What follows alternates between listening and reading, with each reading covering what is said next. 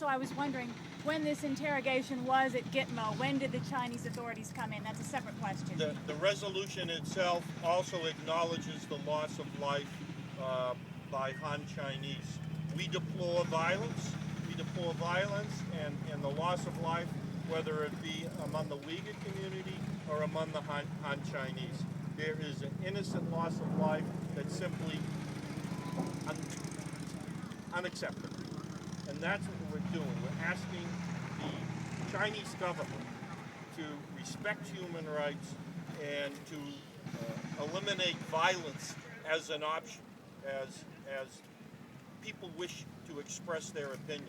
In terms of the interviews conducted by the Chinese intelligence agents, my understanding is they occurred in 2003. September 2002, sir. September of 2002. It's also my understanding that the Communist Chinese intelligence agents were there for a period of up to 10 days. And each one of the then 22 Uyghurs were interviewed, and as others have indicated, including myself, were intimidated and they were threatened. One day on the loss of life on Chinese, I certainly join with my chairman in expressing that we are absolutely opposed to violence against any people, wherever they are located, wherever they are. But let's make sure that we understand what we have to understand when it comes to the issue of the number of Chinese, Han Chinese who've been killed. Yes, we are absolutely opposed to any type of physical attack on Han Chinese in that part of the world. But let's note this, the Han Chinese were sent to that part of the world as part of a strategy by Beijing in order to destroy the Uyghur population. The Han Chinese are people who've been sent there specifically by a totalitarian government to ensure its control of the region. And the blood that has been spilled is certainly something that's tragic and sad. We condemn anyone who, at any moment, who's committing violence on someone else because of their race or their religion or anything else. But remember, this friction was caused by a policy, an intentional policy of Beijing to try to destroy the Uyghur homeland. They sent all these people in there, and at the same time, they have been enforcing the one-child policy brutally on the Uyghur people, so that in the long run, this is an effort of the Beijing government to commit genocide on the Uyghur people. It's very clear. So let's make sure that, yeah, we condemn the brutality against every person there, especially every innocent person, civilians, etc. But this is a product of violence. Yes, so I better get going. You know, we have another 3 minutes to the zero mark, but we know that usually means 20 minutes. So you're dropping the resolution today, and do you have any leadership support, and will there be on suspensions next week? No, we'll not be on suspensions next week, but we will send a so-called dear colleague letter to other House members and encourage them to sign on. Once we have a referral to the committee, presumably will be the committee which both Boehner and I serve on, and we're looking forward to bipartisan support for this very vigorous condemnation of the behavior of the Communist Chinese government. When do you think that will come up to? You know, this is obviously, we're running up against the August break. I presume sometime in the fall. Are you efforting any testimony by any of those who've been released before the subcommittee? You know, I actually went to Bermuda and had an opportunity to meet with the 4 detainees down there, and Mr. Rohrabacher and myself are hopeful that we will have an opportunity to bring at least one, possibly here, or maybe go to Bermuda, or maybe through a video link, to hear from them firsthand, so that the American people can listen to them watch them and hear their words unfiltered by any commentary. I think that's important. And just note the strategy again of Beijing. This is a brutal communist dictatorship trying to hold over 1 billion people in their grip. And we must note the tactics that they are using. Number one, the slow motion genocide against people like the Uyghurs and the Tibetans.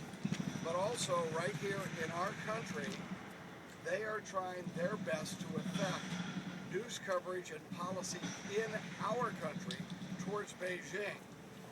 And a lot of the, I would say, slander that's been going on against the Uyghur people can be traced right back to Chinese intelligence operations that are designed to try to color the vision of the American people toward this fight for freedom that's going on with the Uyghurs and other people in China. Ms. Kadir, what is your estimate of the Uyghur casualties so far?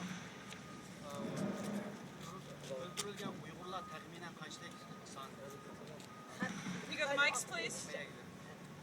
Xitoyning og'zidan aytishicha 150dan ortiq dedi, lekin biz xalqning og'zidan anglaganimizda 1000dan ortiq deyapti. Hatto 3000 deb to'nog'im bir televizor stansiyasiga bizni 3000dan Qashqa, Xotan, Oqsu, Kucha butun noilalardan chiqqanda 3000dan ortiq Uyg'urlar ham etib o'ldirilgan, ham lo'kchak Xitoy xalqini surishtirib, ushkurtib qo'yib, shularning qo'g'lab yurib o'ldirishib o'lganlarni qo'shqanda degan xabarni oldim. And of course, the Chinese official number is more than 150 or around 157 were killed.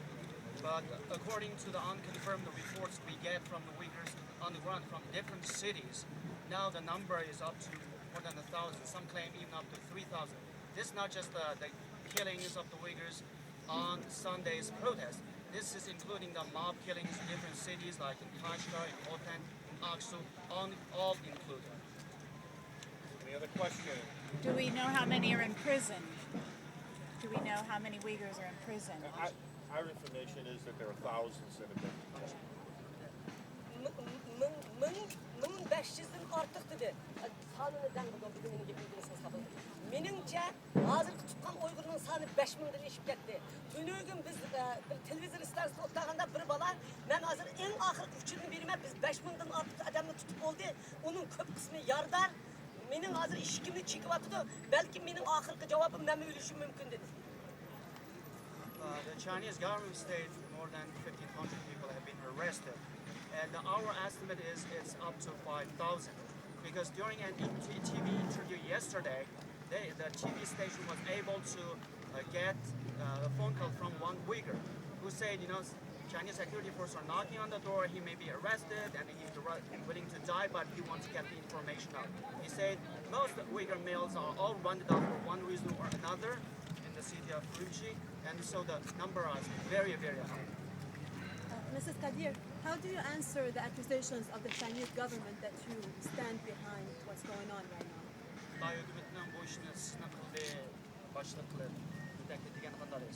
Men her qanday zo'ravonlikka qarshi men qilmayman ham qilmadim.